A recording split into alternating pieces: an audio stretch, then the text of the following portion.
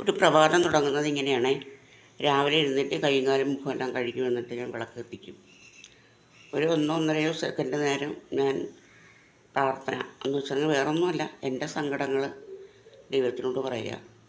അപ്പോൾ ദൈവം അത് കേൾക്കും എന്നുള്ള വിശ്വാസം എനിക്കുണ്ട്. അതുകൊണ്ട് ഒരു 1-1.5 മിനിറ്റ് ഞാൻ പ്രാർത്ഥിക്കും. അത് കഴിഞ്ഞ ശേഷം ഞാൻ ചായ വെക്കും പോയിട്ട്. പിന്നെ ചായ കുടിക്കലാണ്. വേറൊന്നുമല്ല, നമ്മൾ രാവിലെ എഴുന്നേൽക്കുമ്പോൾ തന്നെ ഒരു ചായ കുടിക്കൂലേ, അത്. അപ്പം അത് ചായ പോയിട്ട് ചായ വെക്കണം, ചായ കുടിക്കണം. എന്നിട്ട് പിന്നെയുള്ള പണികളൊക്കെ തുടങ്ങുള്ളൂ. എനിക്കും സുനിക്കുമുള്ള ചായ വെച്ച് 2 ഗ്ലാസ്. എനിക്കൊരു വലിയ കപ്പിലും അവൾക്ക് 1 ഗ്ലാസും. എനിക്ക് അധികം ചായ കുടിക്കണം. അപ്പോൾ ഇനി ഞങ്ങൾ ചായ കുടിക്കട്ടെ കേട്ടോ. ചായ കുടിച്ച് കഴിഞ്ഞിട്ട് വേണം ഇഡ്ഡലി ഉണ്ടാക്കാനായിട്ട്. പിന്നെ ഇഡ്ഡലിക്ക് സാമ്പാറാണ് ഉണ്ടാക്കുന്നത്. പിന്നെ അന്നേരം നമുക്ക് കാണാം കേട്ടോ. ദോശമാവ് ഞാൻ പറഞ്ഞില്ല, ഇന്നലെ രാത്രി ആട്ടി വെച്ചത്. അതിപ്പോൾ നന്നായിട്ട് പൊങ്ങിയിട്ടുണ്ടായിരുന്നു. അപ്പോൾ അതിനകത്തേക്ക് 1 സ്പൂൺ നല്ലെണ്ണയോ നെയ്യോ എന്തെങ്കിലും ഒഴിക്കുക, ഉപ്പിടുക.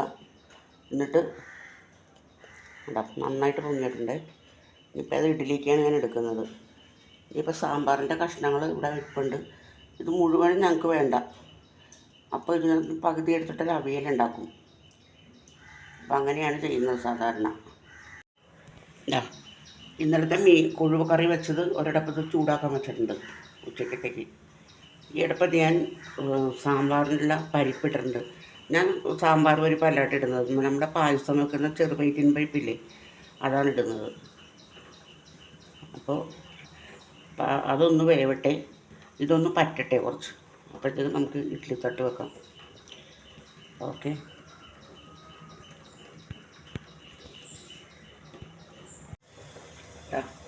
അപ്പുറത്തെ അടുപ്പത്ത് ഞാൻ സാമ്പാറിൻ്റെ കഷ്ണങ്ങൾ ഇട്ട് കൊടുത്തിട്ടുണ്ട്. അതിപ്പോൾ വെള്ളം തിളക്കുന്നുണ്ട് നന്നായിട്ട്. അപ്പോൾ ഈ ഇഡ്ഡലി മാവ് ഒഴിച്ചു കൊടുക്കാം കുറച്ച്.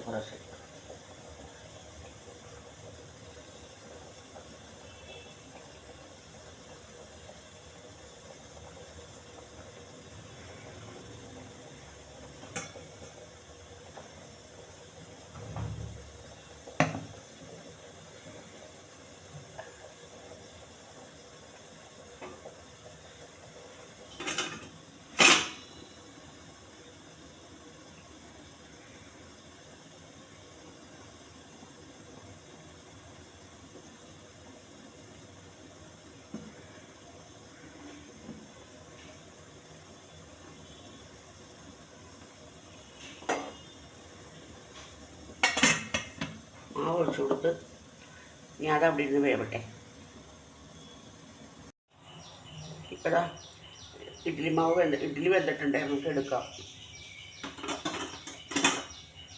കണ്ടോ, ഞാൻ എടുത്ത് കാണിച്ചു തരാം. പിന്നെ ഞാൻ ഇതൊന്ന് തണുക്കട്ടെ.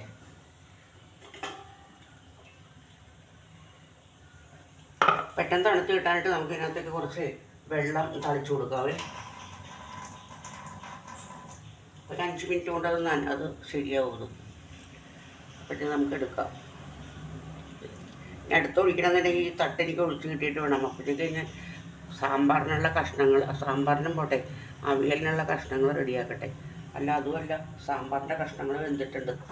അപ്പോൾ ഇഡ്ഡലി പാത്രം ഞാൻ മാറ്റി വെക്കട്ടെ. ഇത് ചെയ്തിട്ട് അടുപ്പത്ത് വെക്കാം.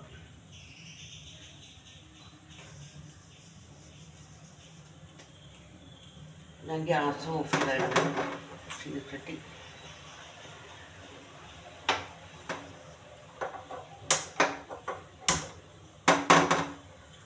അടുപ്പത്ത് വെച്ചിട്ടുണ്ട്. ചീനച്ചട്ടി ചൂടാകുമ്പോഴത്തേക്ക് നമുക്ക് എണ്ണ ഒഴിച്ചിട്ട് കടുക് താളിക്കാം.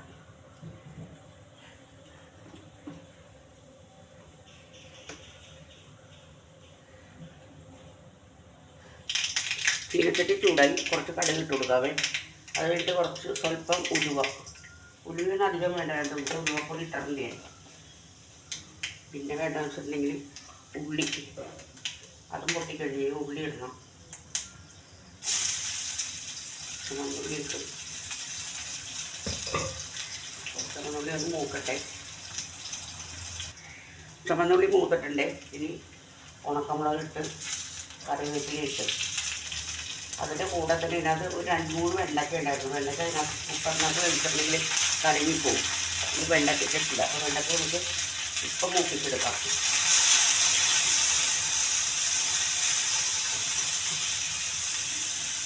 വെണ്ടയ്ക്ക ഒന്ന് മൂക്കട്ടെ.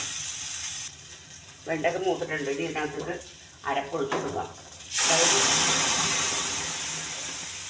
മല്ലിപ്പൊടി, മുളക് പൊടി,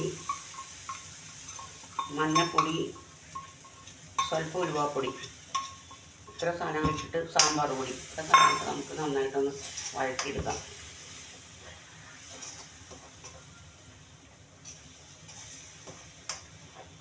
അതിൻ്റെ പച്ചമണം മാറുമ്പോഴത്തേക്ക് നമുക്ക് ഈ വേവിച്ചിരിക്കുന്ന കഷ്ണങ്ങൾ എടുത്ത് കൊടുത്തിട്ട് കുറച്ച് കായവും കൂടി ഇടാം. അതിൻ്റെ കൂടെ കഷ്ണങ്ങളുടെ പച്ചമണം മാറിയിട്ടുണ്ട്. പിന്നെ ഇതിനകത്തേക്ക് നമുക്ക് കൊട്ടാണിത്.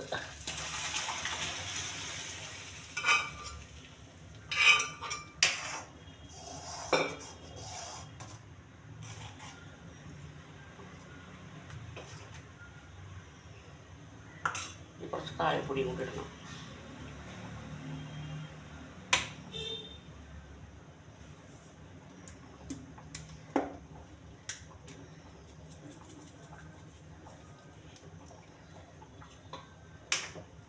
കുറച്ച് കായത്തിൻ്റെ ഇത് ടേസ്റ്റ് മുമ്പ് നിൽക്കുകയാണെങ്കിൽ നല്ലതായിരിക്കും. എൻ്റെ ഉപ്പൊന്നും ഞാൻ നോക്കിയിട്ടില്ല. ഉപ്പ് നോക്കട്ടെ കേട്ടോ.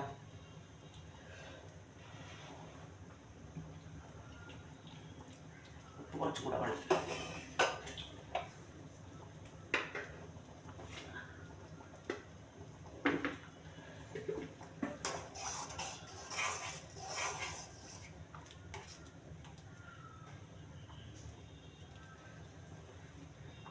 ഇതിനകത്ത് കുറച്ച് മല്ലിയിലയും കൂടി ഇട്ടിട്ടുണ്ടെങ്കിൽ എൻ്റെ പണി കഴിഞ്ഞു.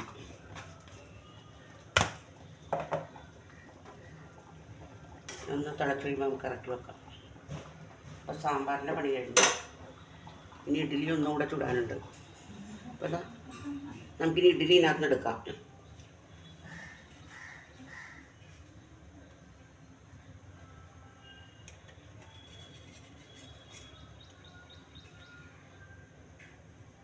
കണ്ടോ, ഒരു സൈഡ് പോലും എൻ്റെ ഇതുണ്ടോ നോക്കി. നല്ല പഞ്ഞ പോലത്തെ ഇഡ്ഡലിയാണ്. നമുക്ക് അടുത്ത സെക്ഷൻ കോരി ഒഴിച്ചു കൊടുക്കാം.